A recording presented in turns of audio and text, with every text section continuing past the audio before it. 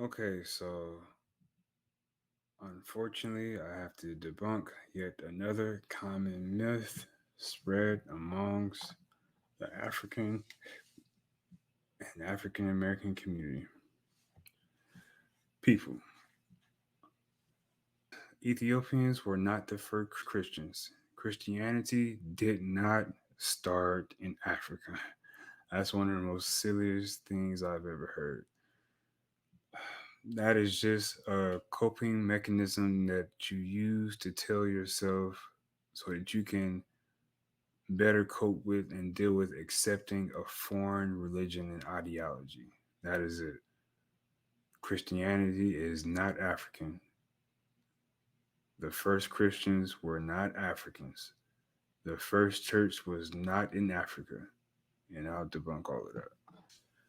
Okay, so the adoption of Christianity into Ethiopia dates to the 4th century reign of the Ascomite Emperor, Emperor Ezana. So, Ethiopians are not the first Christians. Christianity did not start in Ethiopia, as silly as that is to even have to debunk.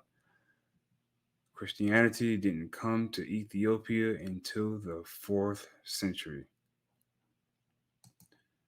Ascom's geographic location at the southernmost edge of the Hellenized Near East was critical to its conversion and development. The kingdom was located along major international trade routes through the Red Sea between India and the Roman Empire.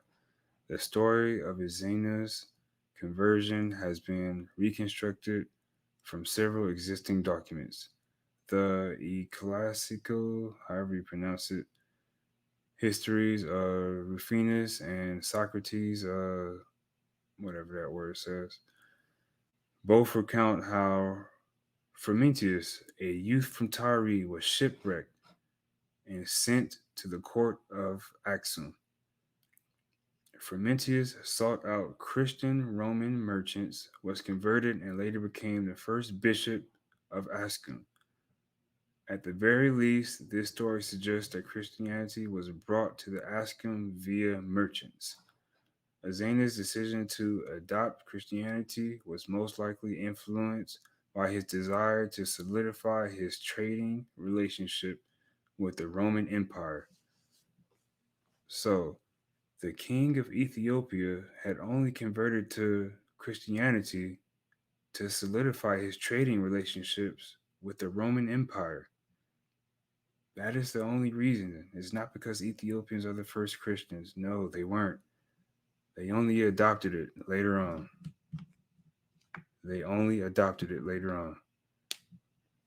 Christianity afforded the possibility of unifying the many diverse ethnic and linguistic peoples of the Ascomite kingdom, a goal of Azena's leadership. Ascom was one of the earliest states to develop a coin system in order to service its sophisticated and prosperous economy. Emperor Zena was the first world leader to put the cross on coins, which the earliest examples of Christian material culture from Ethiopia. So it was Frumentius, however you pronounce his name. So it was Frumentius who basically converted the Ethiopian king to Christianity. That's how they became Christians in the 4th century. Okay, and a lot of people say the oldest church in the world or the oldest church in Africa is from Ethiopia.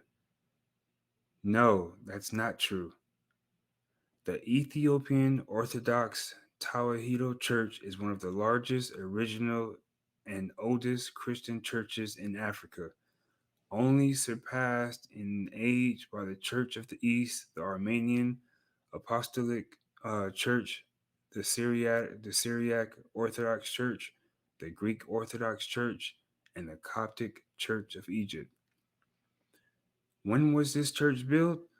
According to its clergy, the church was founded in the 4th century by the Syrian Frumentius, the first bishop of the Ethiopian Orthodox.